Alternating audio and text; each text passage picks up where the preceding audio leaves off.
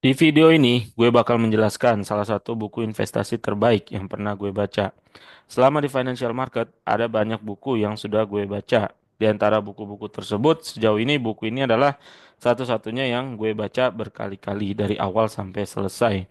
Buku ini membentuk mental model investasi gue dalam mempelajari market selama lebih dari 2000 jam di 3 tahun terakhir ini. Buku ini ditulis oleh Howard Marks, salah satu bilioner investor asal Amerika. Buku ini tidak menjelaskan cara investasi step by step. Tidak ada cara rumus pasti yang menjelaskan cara investasi yang sukses. Buku ini menjelaskan cara berpikir seperti apa yang bisa membantu seorang investor membuat keputusan yang baik.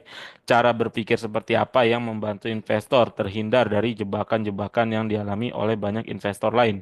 Berdasarkan pengalaman Howard Marks selama 42 tahun di financial market 1969 sampai 2011. Di buku ini ada 20 aspek yang membantu cara berpikir tersebut, mulai dari pertama second level thinking, understanding market efficiency, value relationship between price and value, sampai seterusnya ke poin 20 reasonable expectation. Menurut si penulis, seorang investor membutuhkan perhatian ke 20 aspek ini secara bersamaan untuk sukses berinvestasi dalam jangka panjang. Definisi sukses yang dimaksud penulis dalam buku ini adalah mendapatkan return yang bisa mengalahkan indeks dan investor lain. Jadi, gue bagi video ini berdasarkan 20 bagian, berdasarkan aspek-aspek tersebut. Di setiap aspek yang dijelaskan, gue tidak hanya akan menjelaskan berdasarkan teori yang terkandung di dalam buku tersebut, tapi juga akan menjelaskan contoh real yang terjadi di market, baik itu yang pernah gue rasakan sendiri maupun yang pernah terjadi, tapi gue belum pernah merasakannya secara langsung.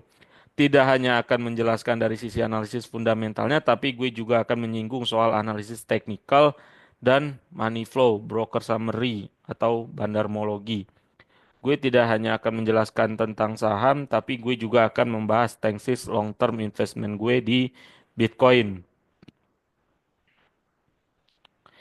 Yang perlu digarisbawahi di sini adalah yang pertama, sebenarnya di financial market termasuk pasar saham ini itu ada banyak jurus ya, ada banyak kungfu, tidak hanya value investing.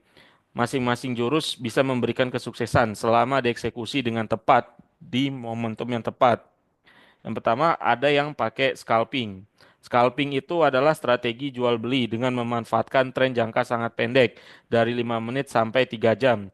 Scalping ini menurut gue lebih cocok kalau money flow-nya lagi rame, pergerakan harga sahamnya volatil dan dengan modal yang kecil. Dia cocoknya kalau marketnya lagi rame.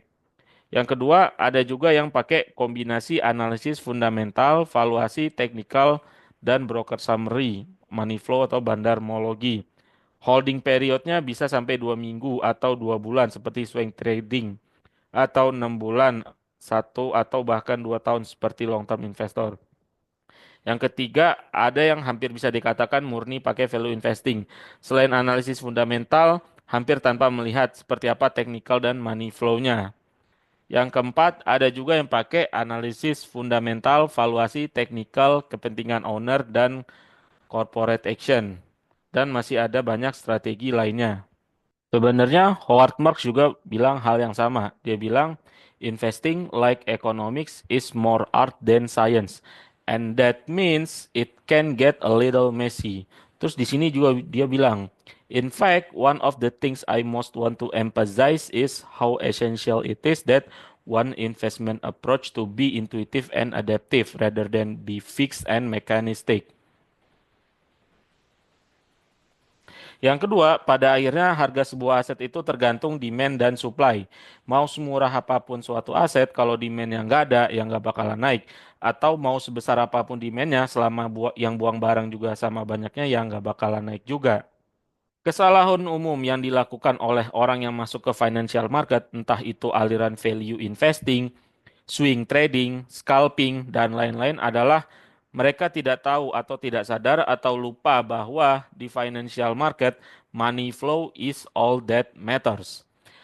Aktivitas value investing yang dikerjakan oleh kalian, para value investor, itu bisa memberikan keuntungan karena ada asumsi implisit bahwa marketnya lagi rame atau setidaknya normal, sehingga terjadi money inflow atau demand atau buying pressure yang cukup besar terhadap saham bagus yang dijual di valuasi yang sedang murah, sehingga harga sahamnya bisa naik menuju harga wajarnya. Sama seperti kalian para trader. Aktivitas beli di support dan jual di resistance, entah itu dengan cara swing trading atau scalping, itu bisa memberikan keuntungan karena ada asumsi implisit bahwa marketnya lagi rame atau setidaknya normal, sehingga terjadi money inflow atau demand atau buying pressure yang cukup besar, sehingga harga sahamnya bisa naik ketika sudah berada di area support. Apakah market akan selalu ramai atau normal? Jawabannya ya enggak. Coba aja sekarang kalian masuk ke saham IHSG, entah itu pakai value investing, swing trading, atau scalping tanpa memperhatikan money flow di broker summary. Pasti sangat sulit untuk mendapatkan keuntungan lain yang layak. 20 aspek yang dibahas di buku ini hanyalah faktor-faktor yang bisa mempengaruhi demand dan supply di market, bukan faktor yang membuat demand dan supply itu secara otomatis ada di bid offer ketika mau beli saham di bursa.